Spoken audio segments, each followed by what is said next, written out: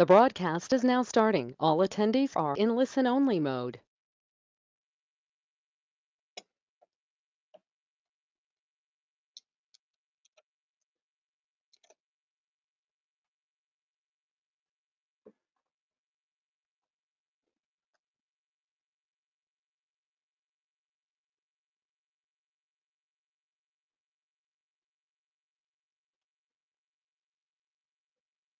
Hi everyone, we'll go ahead and get started. It's a minute past the top of the hour here. And so welcome to the week's 3-4 S2S webinar series. I'm Mark Olson from the Weather Program Office, S2S program. And as many of you know, this series is co-sponsored by the Weather Program Office and also the NWS OSTI modeling program. So today we have two talks as usual, but before we begin, I want to remind everyone a few things as we usually do. In the chat box, there is a link posted for the discussion document. So if you have questions for the speakers during the presentation, go ahead and please go to that document and type in your questions there. And also, I believe you should be able to see the link to our webinar series webpage, and which is actually shown on the screen here. So, on this site, you can find information on the upcoming talks. You can add yourself to the mailing list. You can access recordings of the past talks.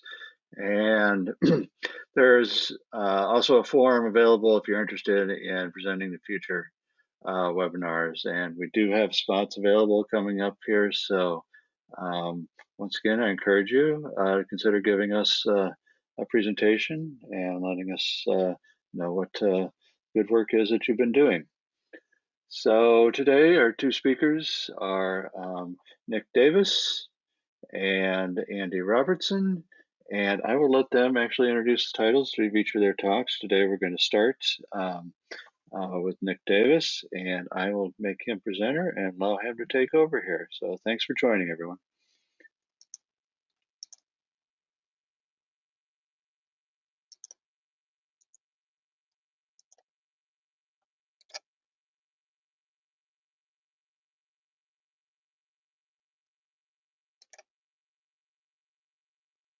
There you go, Nick. You should be presented. There you go. All right. Thank you. My name is Nick Davis. I'm a scientist in the Atmospheric Chemistry Observations and Modeling Lab at NCAR in Boulder.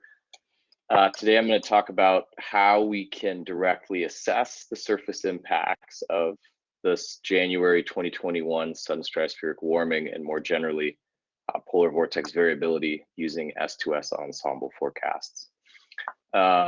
This is work done with my collaborators, Yaga Richter, Ann Glanville, and Jim Edwards at NCAR, and Emerson LaJoy at NOAA CPC. Okay, so a quick primer just so we're all on the same page. Sudden stratospheric warmings are rapid decelerations of the polar vortex and a concurrent warming of the polar cap in the stratosphere. They're dynamically forced by planetary scale wave breaking, and I'm showing on the left here a very common plot for visualizing vortex variability, which is the zonal wind at 10 hectopascals in 60 north.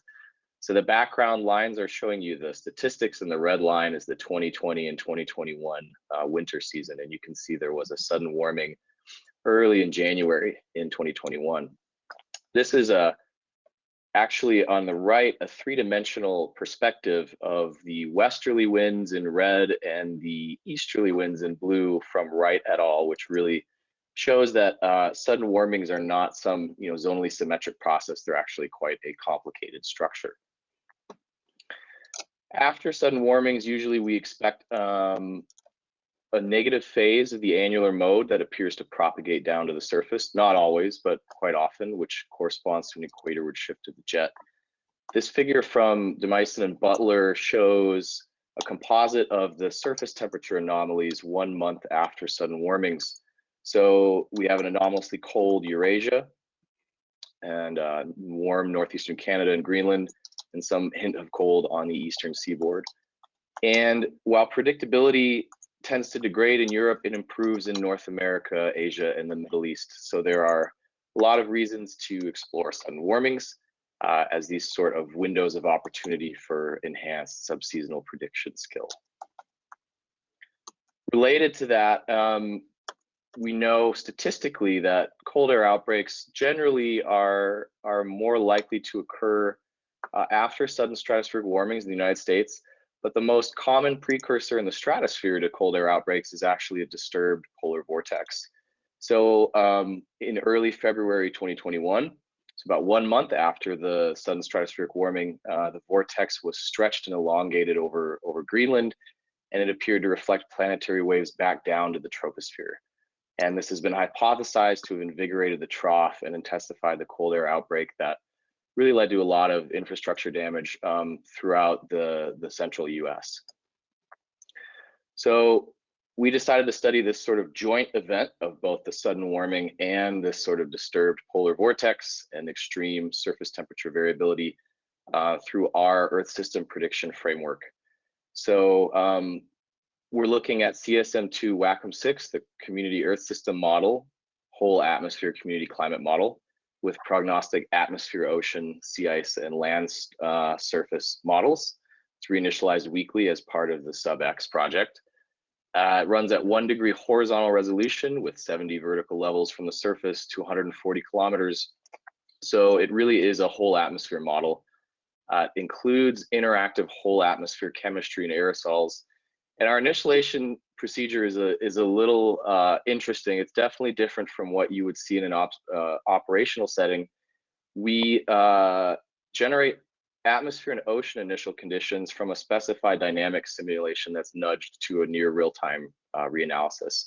So we don't use any sort of data assimilation process. What the value of that is because our model is actually much higher than the real-time reanalysis.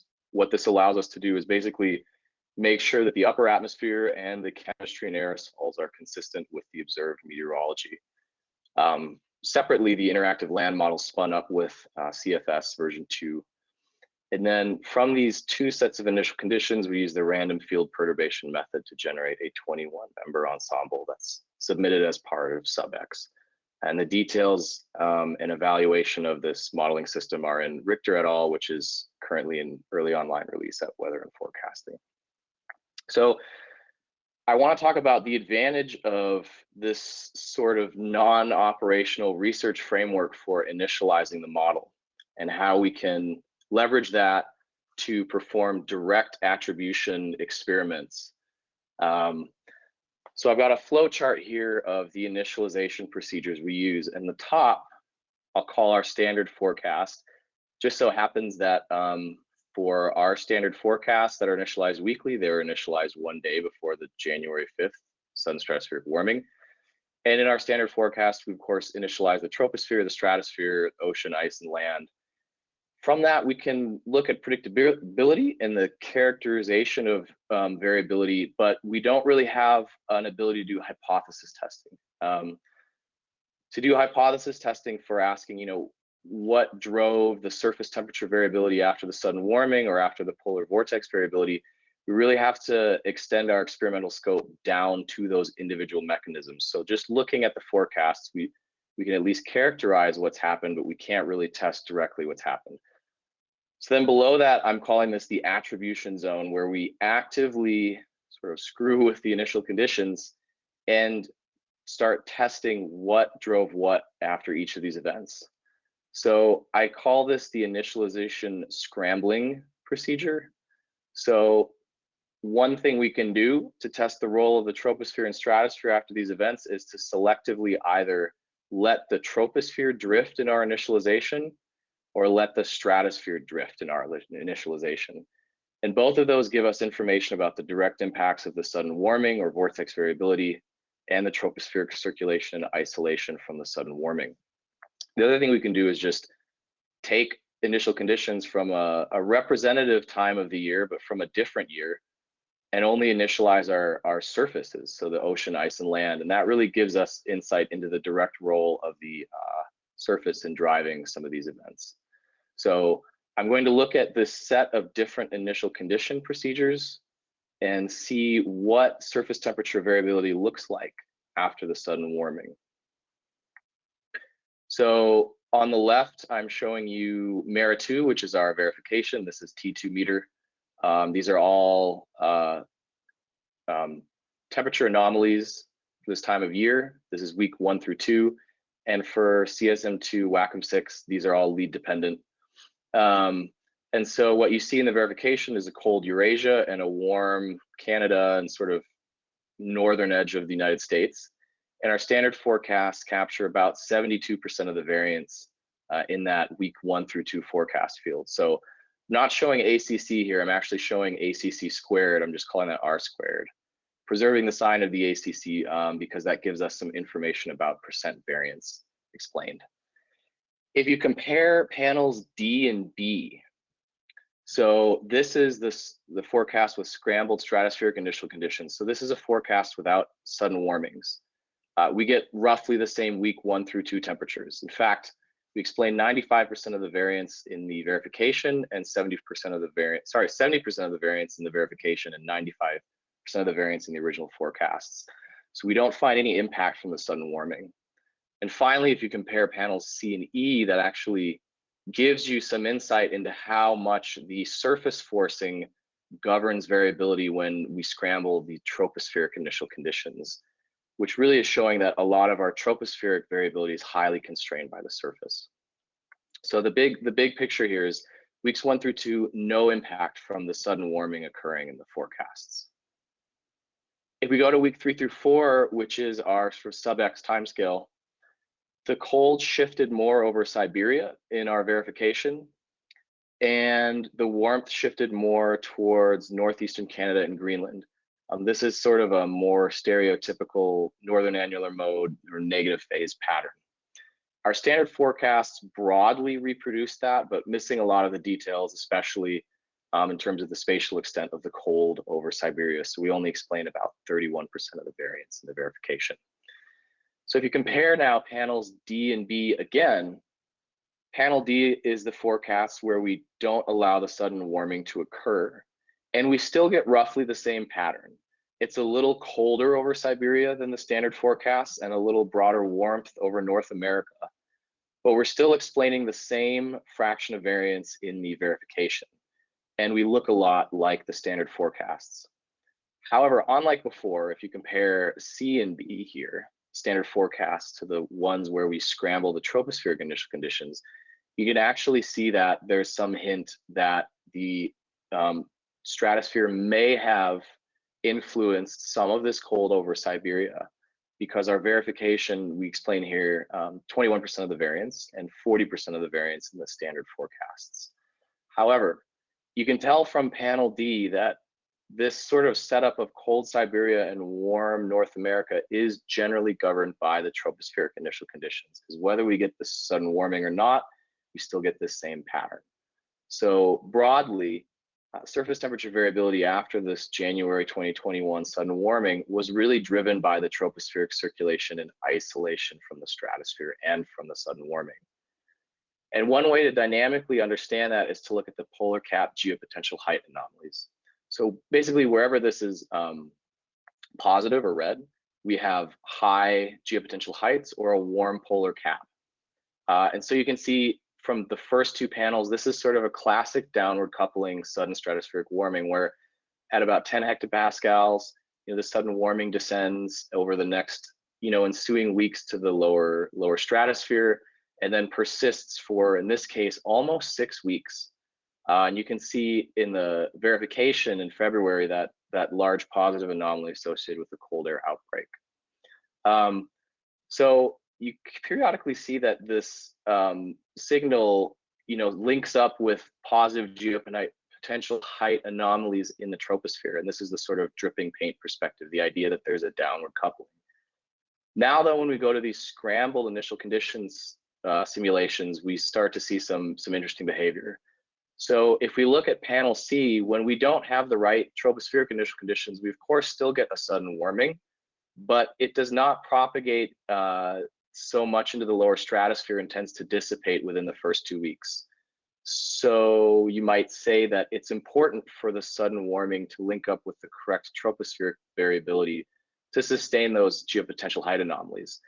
Now you can see here that there in panel C is a positive anomaly at 2 weeks that sort of looks like maybe it is forced by this downward coupling from the stratosphere. However, it actually appears in the simulation, the forecast with our scrambled atmospheric initial conditions, which means that this anomaly is just as consistent with surface forcing as it is with the effects of the stratosphere. We can also see that with scrambled stratospheric initial conditions, the troposphere does sustain a positive NAM. So what we would argue from this is that these two experiments in panels C and D really highlight that the way we get sustained positive polar cap geopotential heights and a negative NAM after sudden warming is not a downward coupling, but a feedback process between both the stratosphere and the troposphere. You really need both to get that long period of high geopotential heights. Okay, pivoting now to the cold air outbreak. Of course, we can look at these January 4th forecasts and see how they predict North American land surface temperature anomalies. First to say, the cold air outbreak here in Mera 2 was the coldest event on record for this time of year. So it was far and away a record-setting event.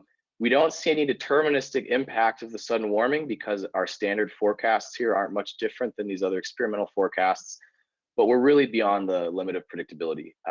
Obviously, yes, it's not a deterministic impact that you get from a 21-member ensemble, but this is 6 to 7 weeks later. No one's going to expect that we're actually going to capture this event, although we apparently do, at least in a couple ensemble members in each of these forecasts.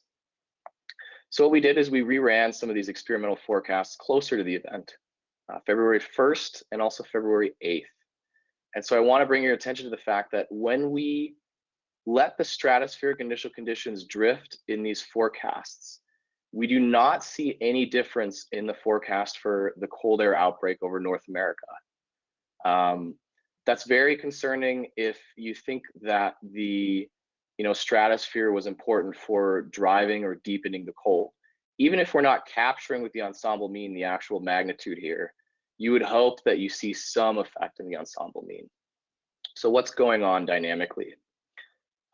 This is getting into the hypothesized mechanism for how a disturbed polar vortex can lead to cold air outbreaks.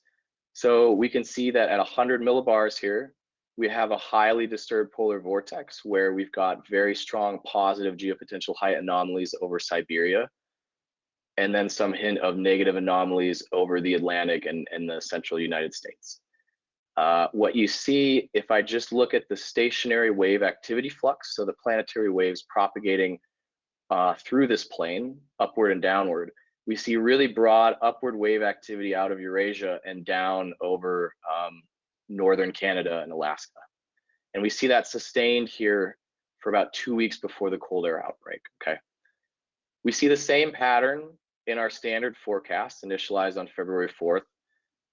Not so much in the second week, but we can for sure say that for the first week of the forecast, we are capturing that upward and downward propagation of planetary waves that are being reflected by this disturbed vortex.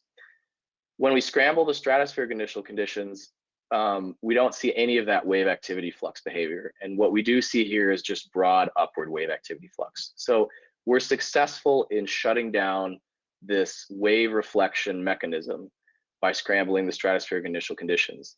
And because the temperature forecasts in these two different forecasts are equal for this event, what we can say is that the wave reflection doesn't seem to have an impact on surface temperatures, right? We've disrupted the mechanism. We still get the same cold air outbreak forecast in these two ensemble forecasts. So that's not totally satisfying. And I think it's worth looking at a longitudinal slice from Siberia and Eurasia over to North America to understand what's going on. Because obviously there's a lot of planetary wave activity being reflected in observations. Why is it not mattering for the surface temperature forecast? So what I'm showing you here, this is the mean across 45 to 75 north, from Eurasia here to North America. It's indicated the land masses here with these thick lines. The vectors are the wave activity flux, so where the stationary waves are going, or sorry, where the planetary waves are going. And the shading shows you some threshold of where the waves are forcing the flow. I don't think this is normally done, but I've drawn these streamlines of the activity flux on here so that you can have a really unambiguous view of where exactly the waves are going. You can imagine looking at the vectors, your interpretation is a little loose, but when you look at these streamlines, it really tells you in what region where's this flux coming from. And so if we look over North America, we've got this ridge and this deepening trough in our verification. And we have a lot of wave forcing in this region, both in the ridge upstream of the trough and within the trough. And following this contour here, this streamline, what you can deduce is that basically all of the wave forcing in the upper troposphere and lower stratosphere is coming from Eurasia, but it's never propagating above 200 hectopascals. It's never getting up to the level of the polar vortex to be reflected back down, okay? There is wave reflection here with waves traveling up, above 100 millibars, and then traveling down below 100 millibars. But where these are going is far downstream of the trough, so they're definitely not, acting to invigorate the trough here. So we'd argue that since these waves were never reflected off the vortex, preventing the reflection from occurring has no impact on surface temperature forcing. It's because the mechanism just isn't aligned here. And you can see that in the standard forecast. You can see that we disrupt this strong upward and downward reflection pretty well. So I just want to end with some brief conclusions, just to say stratosphere-troposphere coupling after the January 5th sudden warming looked much more like a feedback process than a true downward coupling, despite the fact that it looked like the quote-unquote classic downward coupling type of sudden warming. We think that we can show with these forecast experiments that the tropospheric NAM was driven by persistence of tropospheric weather and by the surface forcing. We believe we have got evidence that the tropospheric circulation worked to draw the stratospheric NAM down towards the tropopause. And alone, the NAM in the troposphere and stratosphere separately would have dissipated faster. So to get that, negative NAM after a sudden warming, you really need both the stratosphere and the troposphere to feed back on one another and sustain that circulation pattern. We do not think vortex stretching and wave reflection played a role in the February cold air outbreak, because when we disrupted that process in forecast experiments, we didn't see any change in the surface temperature forecast. And if we carefully look at streamlines based on geometric and physical wave vector scaling, we don't even think that the verification shows evidence that the waves that were reflected in observations actually reach the right part of the atmosphere to deepen or otherwise interact with the trough. Pulling back more broadly, we do not have operational like S2S forecast system, but because of our design, we can very easily scramble the initial conditions of the forecasts. And we think that's a really excellent hypothesis and causality test mechanism. If you're looking at observations or standard forecasts, it's very hard to deduce this kind of hidden behavior in the system. Like, we can reforecast the sudden warming period without a sudden warming, but with everything else the same. That's an incredibly powerful, hypothesis testing tool. And it's actually the case that because our modeling system has been set up so simply and maybe less sophisticated, we're able to do that in a very trivial way. And I would say, at least for some of these events, I think our simple initialization procedures within our system model can produce reasonable forecasts and really support attribution and hypothesis testing with really minimal effort. And that is all I had today. And I thank you all for giving me this opportunity to share these results with you so far. Thank you, Nick. I don't see any questions in the document yet. If you have questions, go ahead and please type them into the document. It's linked in the chat. we're waiting on that. Does anybody have any burning questions that they would like to ask? Unmuting themselves.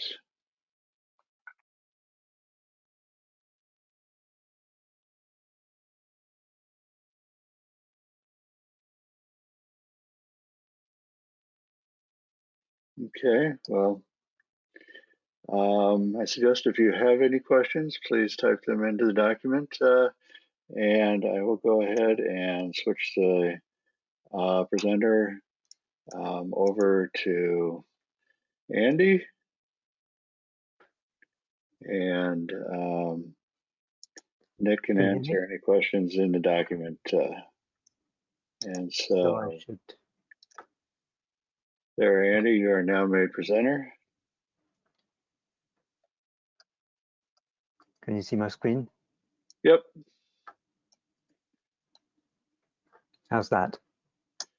Very good. Okay, well, thanks so much for the opportunity, and thanks everyone for joining.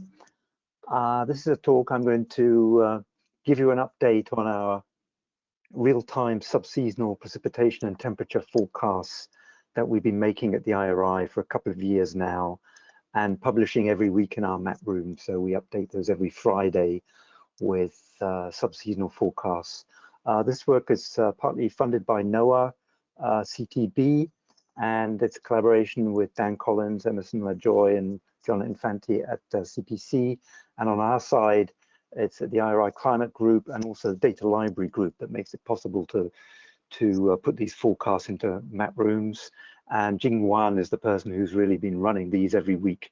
So it's really thanks to her that we've been able to do this. Let me see if I can advance. Okay, so I'll tell you a little bit about how we make these forecasts, show you a few examples, show you some skill calculations, as well as end up with an example. So it's all thanks to SubX. So without SubX, we wouldn't be able to do any of this.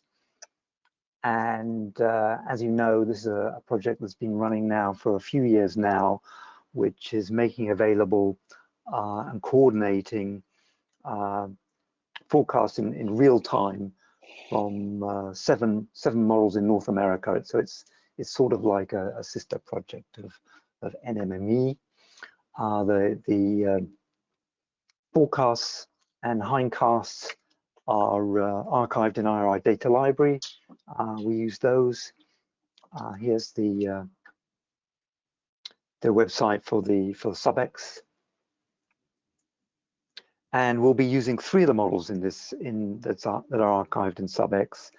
And why we use particularly those 3 models is because they all have initializations on Wednesdays. And since we want to make a multi-model ensemble, we want to choose models that are initialized on the same day.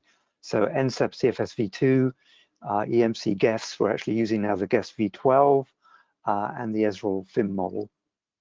Sorry, going the wrong way. Sorry about that. So this is the database of SubX. And so the hindcasts run through 2014, 2016, starting around 1999. And we have real-time forecasts for more or less for the intervening years. And our forecasts we've been making since 2018. And so we can see here the NCEP CFS v2 is initialized, as you know, every day. So that's a very convenient model. So we can combine that with anything. That's wonderfully convenient. And the GEFS and the Esrol FIM models are initialized on Wednesdays. Actually, recently now the GEFS model is actually initialized every day. We don't have that yet in the IRI Data Library. So you can see the other ones. For example, the Canadian model here is initialized on Thursdays. The NASA model, it rotates through the week. The Navy model, Saturday through Tuesdays. And the CCSM4 that's run in the University of Miami and initialized on Sundays. So it's that makes it challenging to make a multi-model ensemble if you want to make an ensemble that has the same lead time across the different models. And so that's why we've chosen those 3 particular models. Just a shout out also to the other subseasonal database, the S2S database, which is from the WWRP, WCRP, which is also archived in IRI data library. And that is an ensemble of global producing center models. So these are national Met services in the various countries. And that's the advantage of this database, that you really have all of those, cutting edge. Not that the North American ones aren't, but these are global producing center models. The disadvantage of this database is that the real-time forecasts are not in real time.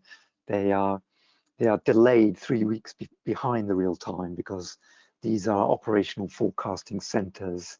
And at the time this project was put together in 2013, so it started in 2014. It's just coming up, it's going to be 10 years next year, coming to an end. That was the protocol that we could come up with. Everyone would agree to that. But really encourage you to use these data sets. Here's what they look like in IRI data library. So that's the S2S one there on the left with all those models, and then the SubX one on the right. So basically, in terms of access to the forecast, the way that the grids are set up, all of these kinds of things are very similar in IRI data library. So it makes it very convenient to have code that would work for one or the other. So what we're interested in here is real-time probabilistic forecasts that are calibrated. So I love this schematic. I think this is a paper goes back a little while now. Is it from? I can't remember when it's from. 2005, from David Stevenson and Caio Coelho, who Stevenson's in University of Exeter, Caio Coelho at CP Tech now, and they're talking about this problem of forecast calibration. So I mean, basically, we have, when we start off our forecast, we have a problem of needing to assimilate data into the space of the models and initialize our models. We then integrate them forward in time. But then when we get to the end of our forecast, or we get to our weeks 3 and 4, what we need to do is somehow assimilate that back into the observed space, so that we can have these model ensembles properly calibrated against observed data. So how do we do that? The way that we do that is we don't attempt to use the individual ensemble members by taking the spread of the ensemble that's forecasted and basically counting ensemble members that may be in below normal category versus above normal category. But what we rather do is use a regression model based on the ensemble mean. So we use the ensemble mean information that is then regressed to give us our observed estimate. And we want to have a probabilistic forecast. So what we do actually is to use logistic regression. So in the logistic regression, then the predictor is the ensemble mean, and what we do is we're predicting the probability exceeding a particular quantile, and that quantile is actually also included as a second predictor in the regression. That's why that's the extended in this formulation, and that by doing that, by including the quantile that you want to predict for as a predictor, that enables consistent forecast for different quantiles, since we like to have the full PDF in our forecast. So the way that this works is that we do it for each model separately. So we have our 3 models. We have our ensemble mean forecast for each model. We have the hindcast on which we train this. We estimate these coefficients B0, B1, B2 for each model, for each lead time, and for each grid point, and for more or less each starting date through the calendar year. We estimate those using cross-validation from hindcasts, and then we want to make our forecasts. We take the ensemble mean and we plug the forecast ensemble mean in here using our estimates of B0, B1, and B2. So I know that's a bit of a mouthful, but there's more. We do this for the individual models. Each model individually, we have the 3, and we make a forecast of the probabilities for each model, and then we simply average those across the models to get multi-model ensemble of the forecast probability. So this is, we do this using hindcast to estimate those regression parameters, using GPCP daily precipitation data, and we've also done that for temperature as well using CPC data. And these are the set of map rooms that we have. So we use the models initialized on Wednesdays, and then what are our targets? Let me just go back here. What we're predicting for these probabilities, we're predicting weekly averages for week 1, week 2, week 3, and week 4, and we're predicting bi-weekly averages for weeks 2 and 3 together and weeks 3 and 4 together. So that gives them a set of these map rooms. For example, this one, precipitation bi-weekly probability forecast. There's one also for temperature bi-weekly forecast. There's the weekly ones. We also have one for the, you'll see that these ones are in terms of tercile categories. We have one for the median here. That was something that CPC was interested in for their weeks 3 and 4 outlooks. And so there's various things for you to explore here. You can find them at this URL above. So what do these look like? What do the forecasts look like? So if I just went to the bi-weekly, this is the bi-weekly precipitation forecast. And if I went to the most recent one, that would be for last week, from last week. And the most recent one was issued on last Friday. That was June 3rd, and it uses the forecasts initialized on Wednesday, Wednesday 1st of June. And then this is for the target period. This is weeks 3 and 4. So the target period here is 18th of June to the 1st of July. And you can basically click here on the forecast issued, and you can go back and look at previous forecasts going back. Some of them go back to 2018 almost. You can adjust the target period to look at the weeks 2 and 3 or the weeks 3 and 4 forecast. You can also look at temperature, so on and so forth. So this week 3 and 4 is for the 14-day target period, 16 to 29 days after the forecast was issued, and it's for the bi-weekly average of precipitation. This is what the map looks like, and so what we chose to do when we set this up was to do it in a similar way to the way that IRI has been issuing its seasonal forecasts since actually the first one was issued 25 years ago, actually this coming September.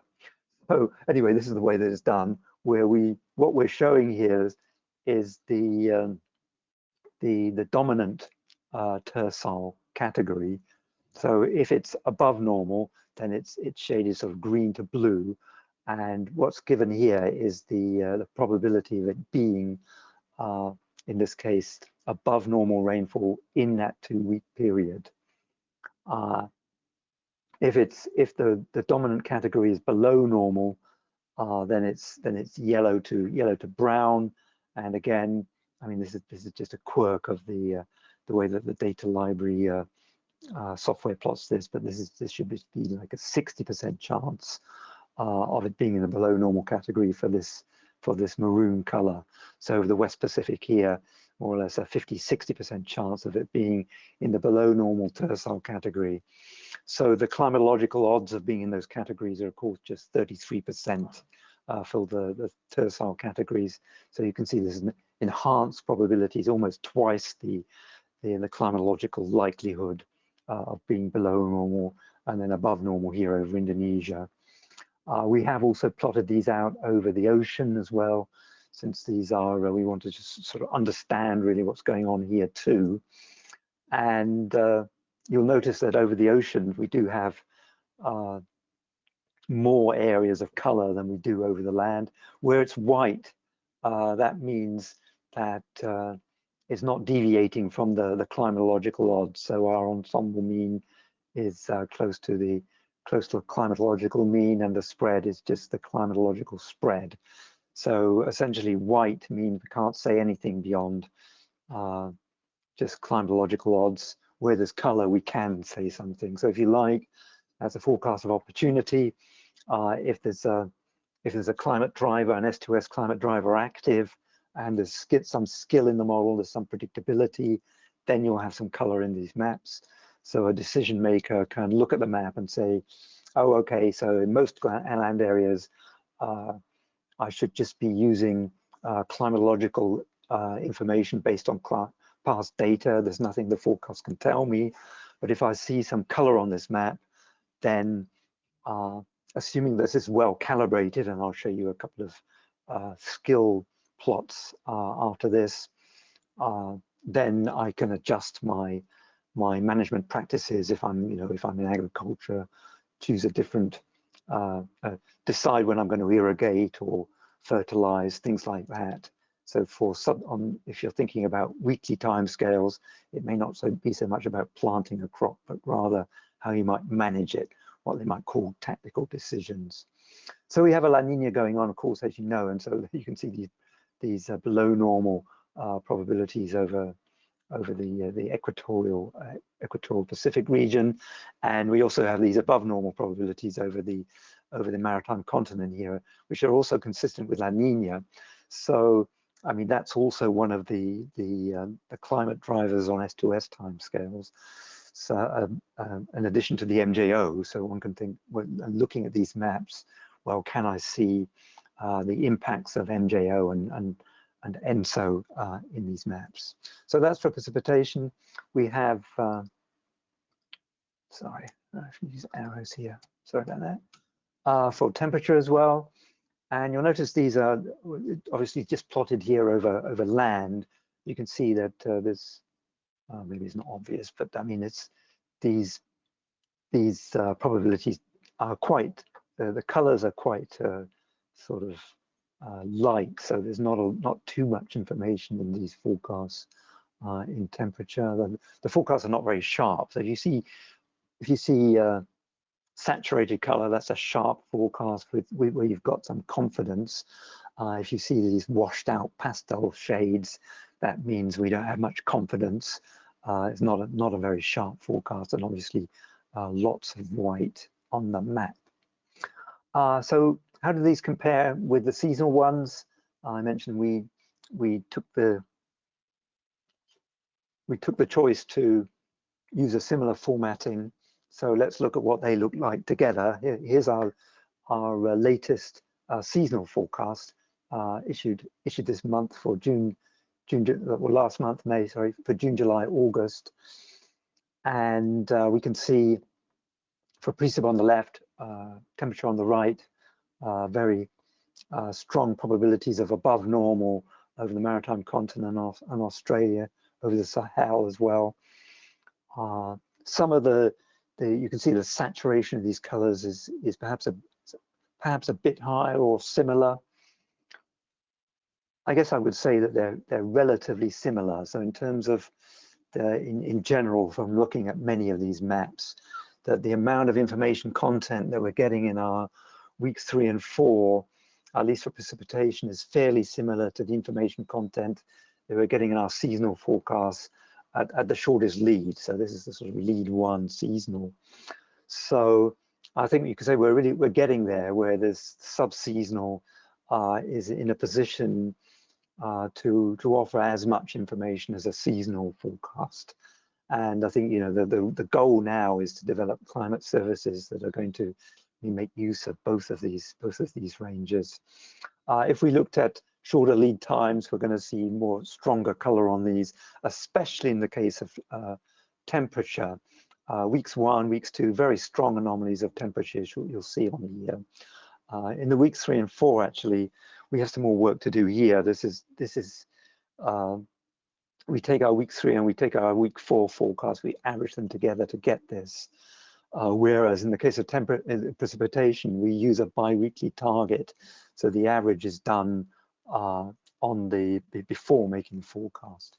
So you can see that in temperature, there's quite a big difference between these maps.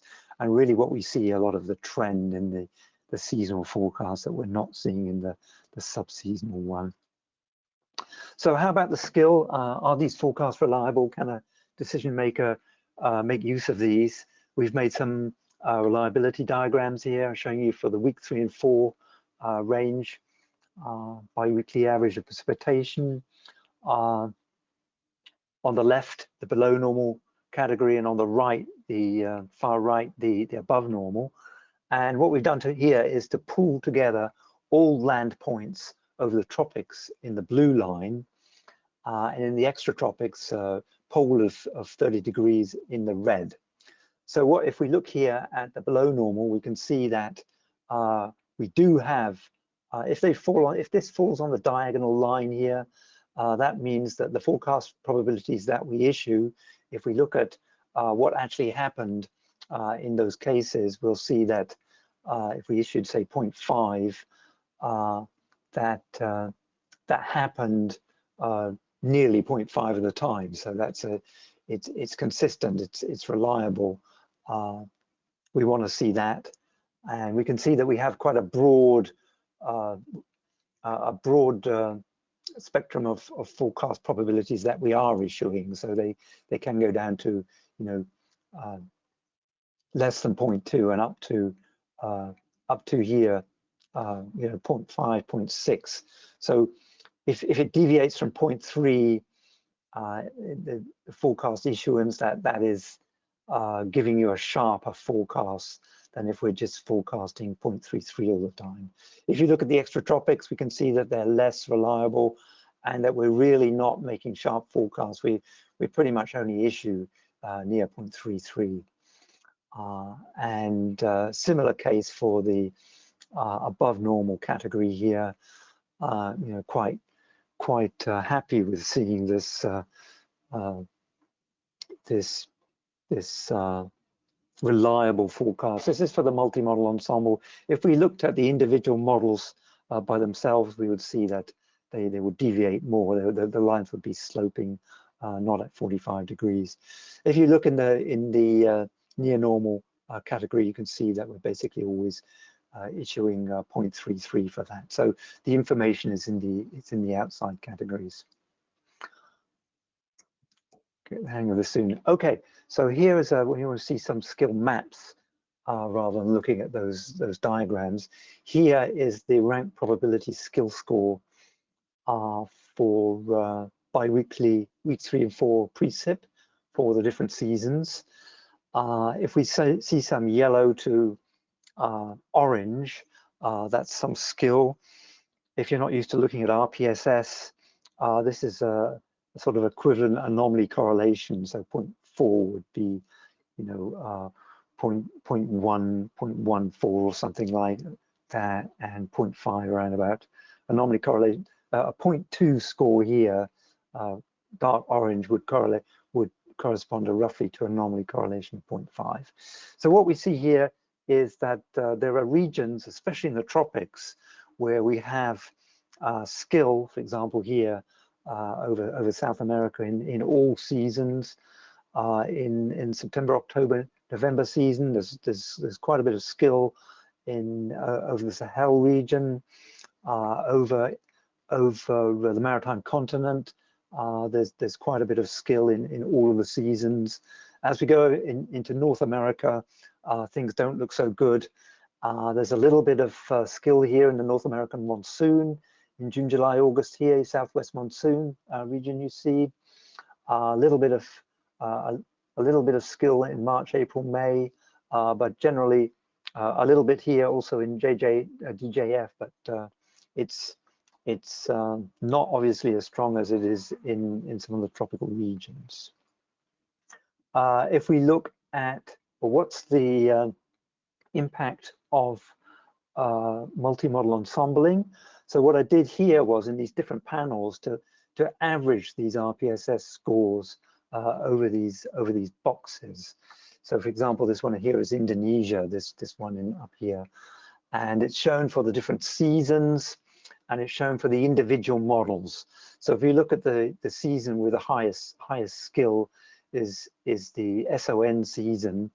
Here's CFSV2, GUESS V12, Esrol Fin, and if we average them together, here's the multi-model ensemble.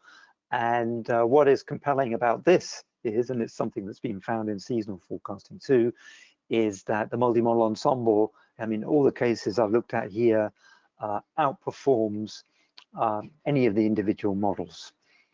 We don't have ECMWF model in here. Maybe if we had that one, we would see something where the ECMWF model outperforms the multi-model ensemble. But for these models, there's a big boost coming from the multi-model ensemble. Look here over East Africa, basically little skill in the individual models, but you know, we've got a sizable skill here in the multi-model ensemble in 3 of the seasons.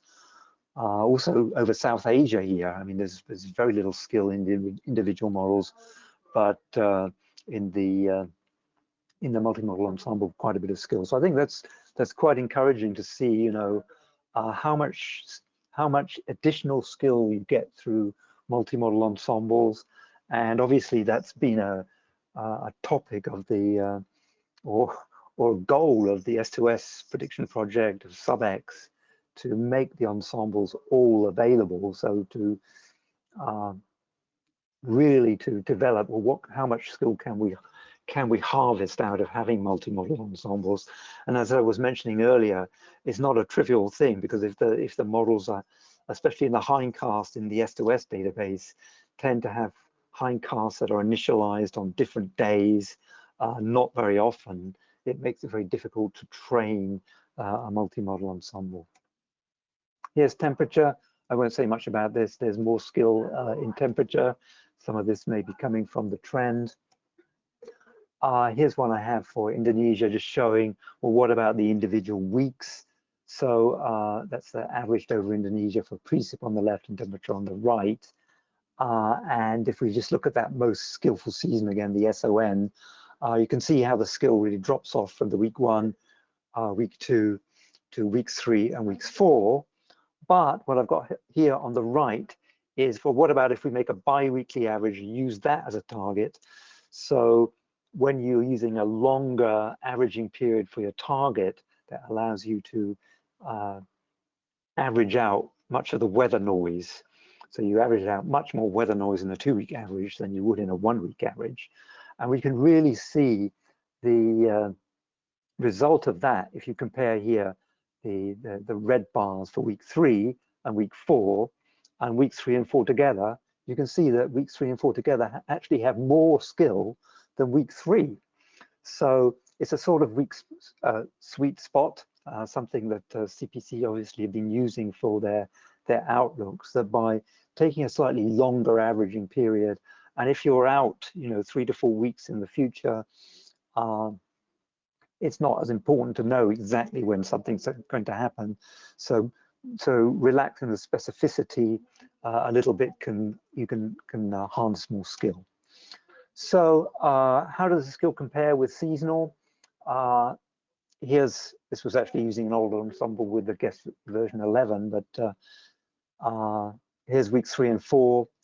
Here's seasonal 2 to 4 months ahead, you can see pretty similar skills, as I was sort of mentioning earlier. Here over South Asia on the right, we can see a case where there's actually more skill in the weeks 3 and 4 than there is in the seasonal forecasts for April to June start.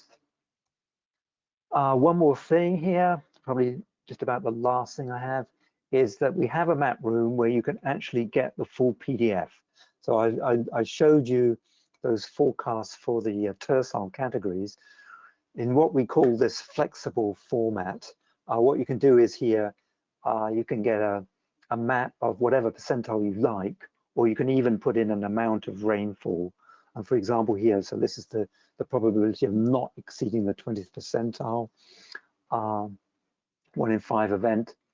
And if you click down on the map, so you can see here, this is a kind of dry forecast. There's a higher probability of than 0.2 of that. And if you click there on a particular point, you can see the full PDF. So you can see here, there's the green is the forecast, and it's shifted to the left. It's a dry forecast. We can get the probability of exceeding any precipitation we want. And so our thinking here is that a decision maker can choose their own threshold, and terciles may be, while they may be just a general way of interpreting the forecast, a probability forecast. If it comes to a particular user, they may want to see this kind of format. Okay, I'll end here with a particular case. And so what you can do is, this is, if you go back, I showed you the one from last week, but if we go back from the one made on May 6th, then this is for the May 14th to 27th, and we can actually look at, well, what actually we have the data from May 14th to 27th, where did that fall in terms of the percentiles. So we can see that it was actually wet over sort of Indochina Peninsula here, Southeast Asia. It fell near the 80th or 90th percentile of the observations, 99 to 2014. This is what the forecast gave, so it did sort of get it roughly right over that region. There was an MJO going on. The MJO during May was, this is May here, phase 5, 6, 7 sort of thing, and that's actually consistent with the impact of the MJO. So when the MJO is in 5, 6, 7, you tend to get this type of dipolar pattern. So there's some attribution to the impact of the MJO. So that's it. So we have these set of map rooms. We're issuing them every Friday. I really encourage you to go and look at them. And if you see anything interesting, any good ones, any bad ones, please get in touch and tell us about it. Anything that you found useful, terciles, as well as the flexible format I've shown. And then you can go back, if it's not for the most recent forecast, to where we have these come in, you know, a couple of weeks into the past. You'll have the observed percentile. You can have a look at those. And we'll have a map room for the hindcast skill. I think we should have that in a couple of days. So thanks very much for listening, and I'd be happy to try to answer any questions if you have one. Okay, thank you, Andy. We appear to be about the top of the hour here. There's no questions yet in the discussion document. If you do have questions for either of the speakers, go ahead and you can type them into the discussion document at any time, and we can make sure that both Andy and Nick get a chance to see them and answer them. And I would like to thank both of the speakers today. I also do want to say next month's webinar will be canceled if we do happen to fall on the holiday weekend. We'll kind of resume in August. And if you are interested in presenting, please go ahead and go to the website and submit a request. We have some openings even starting in August and thereafter. So we are always looking for speakers for talks. So thank you very much. Thanks again to the speakers. and we'll see everyone in a couple of months. Thank you. Bye-bye.